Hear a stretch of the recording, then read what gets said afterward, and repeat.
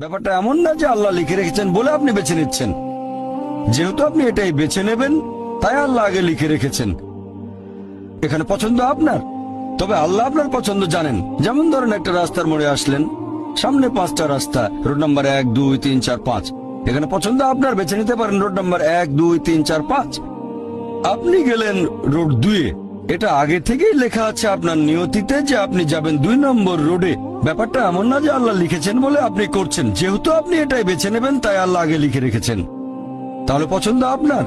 আপনি চাইলে টাকা উপার্জন করতে পারেন ভালো কাজের মাধ্যমে, হালাল উপায়ে, অথবা পারেন চুরি করে হারাম উপায়ে। পছন্দ আপনার।